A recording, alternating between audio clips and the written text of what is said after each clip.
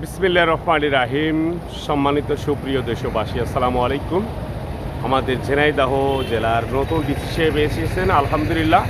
আমাদের ঝিনাইদহ জেলায় 4টি এমপি সাহেব আসছেন, আলহামদুলিল্লাহ। সবার প্রতি জানাই আন্তরিক সালাম, আসসালামু আলাইকুম। প্রিয়, এখন বর্তমান আমাদের নতুন ডিসি সাহেব ঝিনাইদহ জেলার প্রধান। আপনার উদাত্ত আহ্বান জানাচ্ছি, যশোর ঝিনাইদহ কালীগঞ্জ মহাসড়কের বেহাল অবস্থান। আপনার মাধ্যমে, আমাদের দবির আলী নিউজের মাধ্যমে আপনার কাছে আমরা জানাতে চাই যে প্রতিনিয়মিত এই ঝিনাইদহের কালীগঞ্জ, যশোর এবং কালীগঞ্জ মহাসড়কে প্রতিনিয়মিত শত শত মানুষ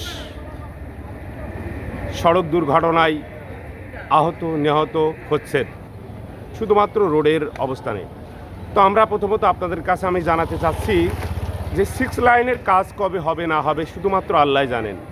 তবে আমাদের যে রানিং যে রোডটি আছে, সম্মানিত ডিসি মহোদয়, আপনার দৃষ্টি আকর্ষণ করা যাচ্ছে এই রোডের বিষয়ে। আপনি যেহেতু নতুন এসেছেন, আলহামদুলিল্লাহ, আপনার হাজার সালাম জানাই যে আপনি এই রোডের বিষয় অবশ্যই আপনি দ্রুত ব্যবস্থা নেবেন। আপনার যত কাজ আছে আলহামদুলিল্লাহ আমরা জানি যে আপনার ঝিনাইদহ জেলার আপনি এখন বর্তমান মাথা এবং সব কিছুই।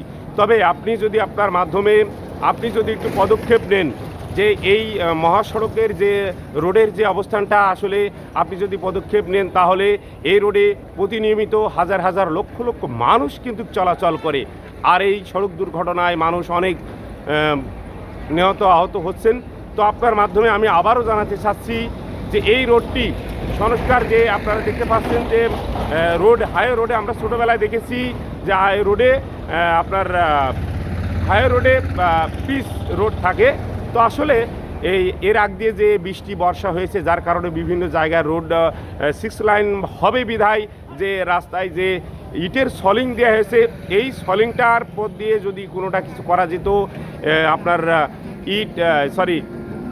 পাথর এবং পিচ দিয়ে যদি কোনোভাবে 3 ইঞ্চি 4 ইঞ্চি যদি আপনার সুন্দরভাবে যদি দেওয়া যেত, তাহলে আপনারা যারা আছেন, নতুন কর্মকর্তারা আছেন, অবশ্যই রোডের ব্যাপারে আমাদের মাধ্যম দিয়ে আপনার কাছে আমরা জানাচ্ছি, আকুল আবেদন করছি যে আপনারা এই রোডের বিষয়টা অবশ্যই মাথায় নেবেন। আগামীতে আবার দেখা হবে। আজ এ পর্যন্তই। আসসালামু আলাইকুম।